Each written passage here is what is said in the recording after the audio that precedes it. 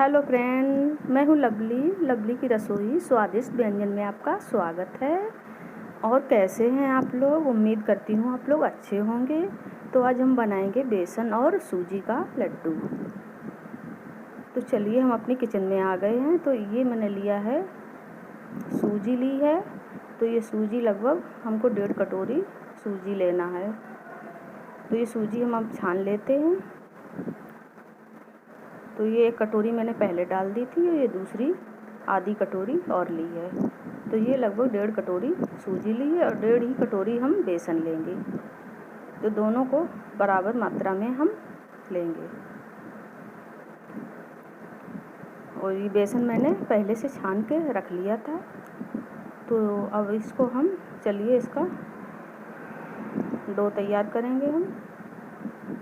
और ये लिया है मैंने देसी घी। तो इसकी जगह आप अगर घी नहीं है तो ऑयल भी यूज कर सकते हैं। तो हम ये देसी घी लगभग मैंने 100 ग्राम देसी घी लिया है। तो ये हम इसको अब मिला लेंगे, अच्छे से मिक्स कर लेंगे।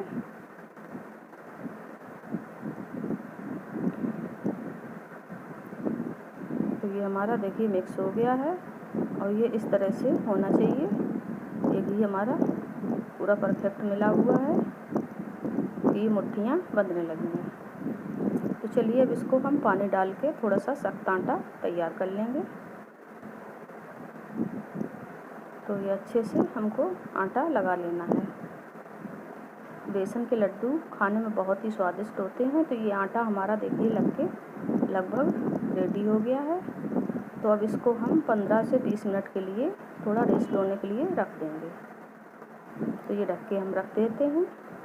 तो ये 20 मिनट हो गए हैं, आटा हमारा अच्छे से परफेक्ट बन गया है। तो अब हम चलिए इसको देखते हैं। तो ये आटा हमारा तैयार है बिल्कुल। तो इसको अब हम इस तरह से मुट्ठियाँ बना लेंगे। सभी आटे की मुट्ठियाँ इसी तरह से हम बना लेंगे। कई प्रकार के बेसन के लड्डू बनते हैं, तो हमको ये ज़्यादा आसान लगता है। तो मैं इसी तरह से बेसन के लड्डू बनाएंगे। तो ये दानेदार लड्डू बनता है अच्छा। तो एक बार आप लोग ट्राई ज़रूर करें। तो हमारी ये सारी मुट्ठियाँ बनके तैयार हो गई हैं। तो चलिए अब देखिए हमारा ऑयल भी गर्म हो गया है। तो इसको हम फ्राई कर लेते हैं। लो फ्लेम पे हम फ्राई करेंगे। तो ये गोल्डन ब्राउन होने तक इसको अच्छे से फ्राई कर लेंगे।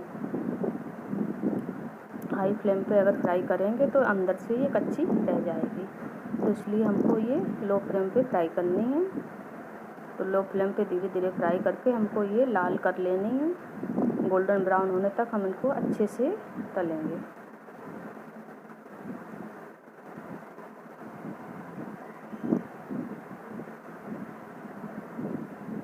तो ये हल्की हल्की ब्राउन होने लगी हैं। इसको हम पलट देते हैं। एक तरफ से ये गोल्डन ब्राउन हो गई हैं। तो अच्छे से इसको हम धीरे धीरे स्लो आंच में सेंक लेंगे, क्योंकि हाई फ्लेम पे सेंकेंगे तो अंदर से मुट्ठियाँ कच्ची हो जाएंगी।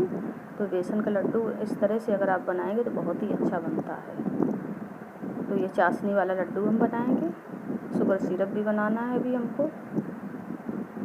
तो इसी तरह से अपनी सारी मुट्ठियाँ हम फ्राई कर लेंगे। तो थोड़ा सा टाइम लगता है, क्योंकि अंदर तक पकना है तो टाइम लगेगा। तो ये लगभग हमारी पक के तैयार हो गई हैं। तो हम ये अब निकालेंगे। ये देखिए अच्छे से गोल्डन हो गई हैं। सीखने के बाद देखिए सारी मुट्ठियों में सारी मुट्ठियाँ हमारी चटक गई हैं, दरार आ गई है। तो इसका मतलब है ये अंदर से भी फ्राई हो गई हैं अच्छे से। तो इसको हम सब निकाल लेते हैं। ये देखिए मैंने सारी मुट्ठियाँ अपनी बना के तल ली हैं। तो ये अच्छे से तल के हो गई हैं। अब चलिए थोड़ा सा मैंने देसी घी लिया है, अभी ड्राई फ्रूट कुछ लिए हैं। तो इसको हम थोड़ा सा रोस्ट कर लेंगे। तो आपके पास जो भी ड्राई फ्रूट हो आप उसको डाल सकते हैं, जो भी आपको पसंद हो। इसमें आप नारियल का बुरादा भी मिला सकते हैं, लेकिन मेरे पास ये मौजूद हैं तो हम इसी को मिलाएंगे। ये चलिए अब हम बनाते हैं शुगर सिरप। मैंने 1.5 कप सूजी लिया था और 1.5 कप लिया था बेसन। तो उसका आधा 1.5 कप शुगर लेंगे हम। तो शुगर सिरप हम बनाएंगे। तो 1.5 कप मैंने शुगर ली है तो 1.5 का आधा, लगभग पौना कटोरी हम पानी डालेंगे, तो हमको ज़्यादा देर पकाना नहीं पड़ेगा।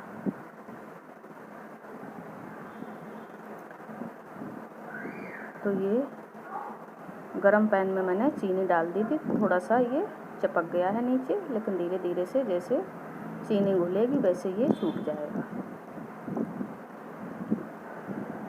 तो शुगर सिरप हमारा बन रहा है। तो अगर आप लोगों को हमारा बेसन का लड्डू पसंद आए तो प्लीज़ लाइक, सब्सक्राइब, शेयर करना ना भूलें और कमेंट करके हमको बताएं कि लड्डू हमारा कैसा बना। सो ये चाशनी हमारी बन रही है, तब तक हम ये अपनी मुट्ठियाँ ठंडी हो गई हैं, इनको हम तोड़ लेते हैं। तो छोटा छोटा हम तोड़ लेंगे एक एक करके सभी को इसी तरह से। तो ये मुट्ठियाँ हमारी पूरी टूट गई हैं। तो टूटने के बाद अब इसको हम मिक्सी जार में हल्का सा पीसेंगे दानेदार। तो ये दानेदार हमारा पिस के तैयार हो गया है। देखिए देखने में ही दानेदार लग रहा है, तो लड्डू बनेगा तो और ही अच्छा बनेगा। तो ये अब ड्राई फ्रूट हम डालेंगे इसमें। तो चलिए हमारी चाशनी भी लगभग ठंडी हो चुकी है, तो ड्राई फ्रूट मैंने डाल दिया है। अब ये कुछ पिस्ता काट के रखा था, तो पिस्ता कुछ डाल देंगे हम। तो ये इसको मिक्स कर देते हैं। अब हम थोड़ा सा इसमें इलायची पाउडर डालेंगे, इससे खुशबू बहुत अच्छी आती है। तो अगर आपके पास जो भी एलोवेरा है तो आप डाल सकते हैं। तो चलिए अब हम डालते हैं इसमें शुगर सिरप। ये हमारा ठंडा हो गया है, तो इसको अच्छे से हम मिला लेते हैं। जितना गीला या टाइट लड्डू आपको बनाना है उसी हिसाब से आप सिरप डाल सकते हैं। तो बहुत ही ज़्यादा गीला लड्डू अच्छा नहीं लगता है। तो ये देखिए हमारा मिक्सर तैयार हो गया। चलिए हम लड्डू बनाते हैं। तो बड़ा छोटा जैसा भी लड्डू आपको पसंद हो उसी तरह से आप लड्डू बनाएं। तो मुझे जब मीडियम आकार का लड्डू बनाना है, ना छोटा ना बड़ा, बहुत बड़ा भी अच्छा नहीं लगता है, इसलिए मीडियम आकार के लड्डू बनाएंगे हम। तो इसी तरह से सारे लड्डू हम बना लेंगे।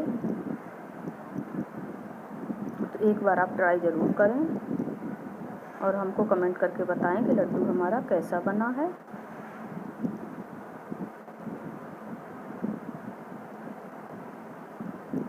तो देखिए इसी तरह से हम अपने सारे लड्डू बना के तैयार कर लेंगे। तो ये लड्डू हमारा बन के देखिए तैयार हो गया है। तो आप भी अपने घर जाकर लड्डू ये बनाइए और खाइए, सबको सर्व करिए। So thank you.